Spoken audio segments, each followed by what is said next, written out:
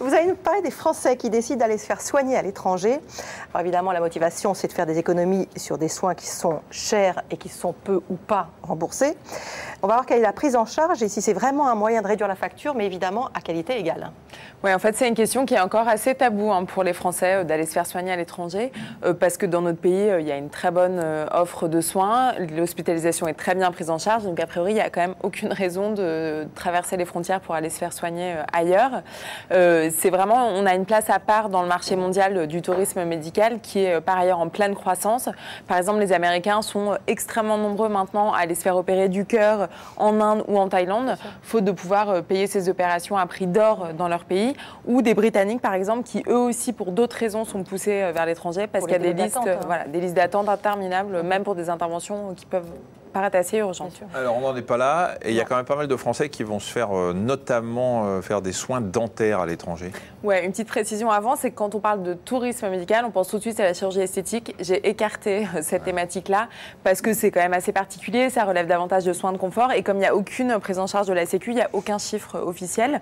Pour les dents, en revanche, il y a des chiffres, et les derniers montrent que en 2013, c'est la dernière année pour laquelle on a des chiffres disponibles, il y a 21 000 Français qui ont reçu des soins dentaires à l'étranger, principalement dans 3 pays, Hongrie, Espagne et Portugal. Alors évidemment, on ne prend pas l'avion pour une carie ou un détartrage, c'est pas très rentable, mais pour des prothèses qui, c'est pas un mystère, sont très mal remboursées en France, ou pour des implants qui ne sont pas remboursés du tout. Et à l'étranger, les soins peuvent coûter jusqu'à 3 fois moins cher. Si on prend l'exemple de la Hongrie, par exemple, un implant dentaire complet, donc avec la couronne, c'est entre 800 et 1000 euros, alors qu'en France, c'est près de 2000 euros, donc ça fait quand même une sacrée différence. Alors ça s'explique évidemment par les loyers, les charges, le matériel, le coût du matériel qui est moins élevé dans ces pays-là, et puis aussi des marges appliquées par les dentistes qui ne sont pas tout à fait les mêmes dans les autres pays européens. Et est-ce que sur ce prix moindre, on peut quand même avoir une prise en charge de la Sécu? Oui, alors en fait là, tout dépend de la destination. Si c'est hors Union européenne, il n'y a aucune prise en charge, sauf pour les soins urgents. Si vous avez un énorme abcès dentaire pendant vos vacances au Maroc, vous pourrez en partie être pris en charge. En revanche, si c'est pour une prothèse qui est donc programmée, non. À l'intérieur de l'Union européenne, c'est très différent. Il y a un texte qui a complètement changé la donne, qui est assez récent. C'est une directive de 2011 qui a été transposée dans le droit français en octobre 2013.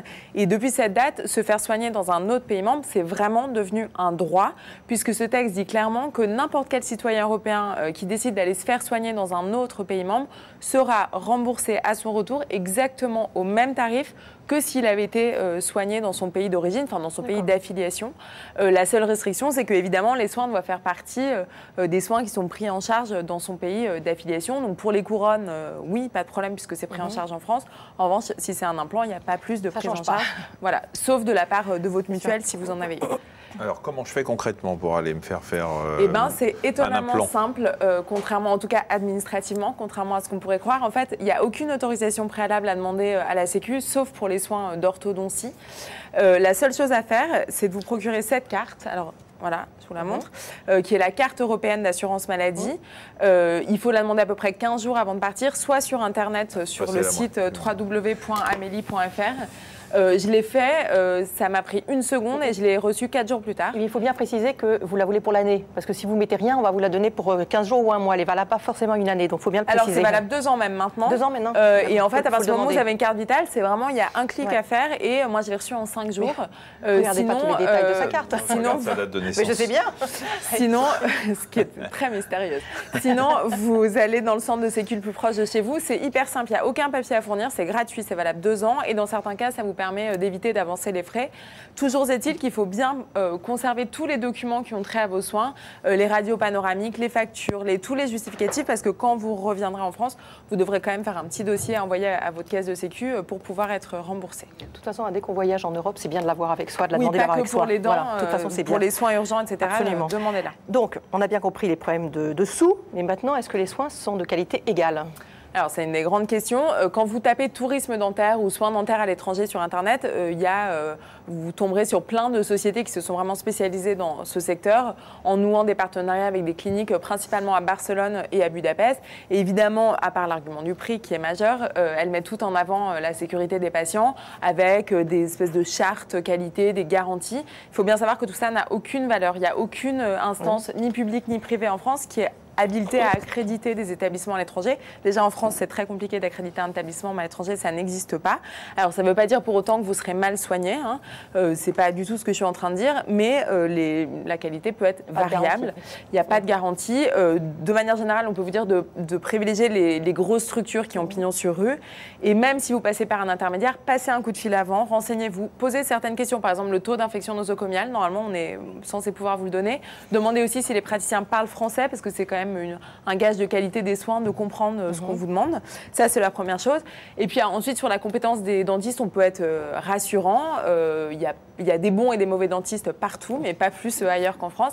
Et d'ailleurs, un tiers des nouveaux dentistes qui se sont installés cette année en France ont justement été formés à l'étranger. Et pour la plupart, dans certains de ces pays européens, on va se faire poser nos prothèses. Et puis on peut demander à un dentiste à l'étranger, est-ce que vous êtes bon? Évidemment. Je pense qu'il y a beaucoup de chances pour qu'ils vous disent qu'il est totalement nul. Première question. Alors justement, j'ai un implant, je me suis fait poser un implant en Hongrie et il vient de tomber. Mais ça, c'est vraiment le problème. Voilà. Ça, ce serait vraiment pas de chance.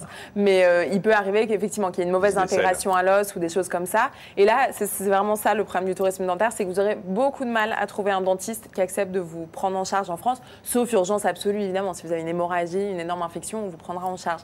Mais si c'est une reprise sur l'implant lui-même, c'est très compliqué parce que les interventions réalisées en France engagent la responsabilité civile des dentistes et qu'ils n'ont pas très envie de prendre le risque d'un éventuel recours du patient pour une prothèse qu'ils n'ont pas posée eux-mêmes. Et souvent, ils ne savent pas exactement dans quelles conditions elle a été posée. Il y a aussi un problème de traçabilité. Il n'y a pas forcément de fiche qui dit d'où vient la prothèse, quel matériel c'est, etc. Et donc, voilà, les dentistes se méfient beaucoup. Résultat, bien souvent, vous serez obligé de reprendre l'avion pour vous faire poser la prothèse, sachant que déjà, pour un implant, il faut au moins y aller 2 fois entre la pose, la cicatrisation, la deuxième fois. Ça fait quand même 3 allers-retours. En matière d'économie, vous payez plus cher que si vous l'avez fait en France. Si vous avez 4 dents à faire et que ça se passe très bien, c'est très rentable. Après, si ça se passe mal, ça devient un peu... Enfin, voilà, c'est Benoît me fait une remarque très intéressante. Il me dit sans compter que prendre l'avion avec un mal de dents, tu douilles. Oui, mais si c'est une vraie... C'est important de le signaler. Elle ne dit pas pour une carie dentaire, elle a dit si c'est une vraie urgence, personne ne va vous laisser avec une rage de dents énorme. Je voulais juste remercier Benoît de son attention. Un site internet pratique? Oui, en fait, depuis cette directive européenne, chaque pays a l'obligation d'avoir ce qu'on appelle un point de contact pour les soins transfrontaliers. Si je vous embête, vous me dites. Pas du tout, mais voilà, c'est Benoît qui me dit des choses dans l'oreille, mais je ne peux pas tout vous dire non plus. Parlez-moi à moi, Marie. Je vous parle, Marina. Et donc, il y a, en fait, donc chaque pays a un point de contact qui pourra vraiment vous renseigner sur les établissements, la qualité des soins, le droit des patients, parce que c'est aussi le problème en cas de complications, c'est que tous les pays européens n'ont pas une législation aussi protectrice que nous en termes d'accidents médicaux et d'indemnisation. Ce site, c'est www.cles.fr, c'est le centre des liaisons européennes et internationales de sécurité sociale. Il y a la liste de tous les points de contact de chaque pays. Formidable, merci. C'était très intéressant, Maroussia. Merci.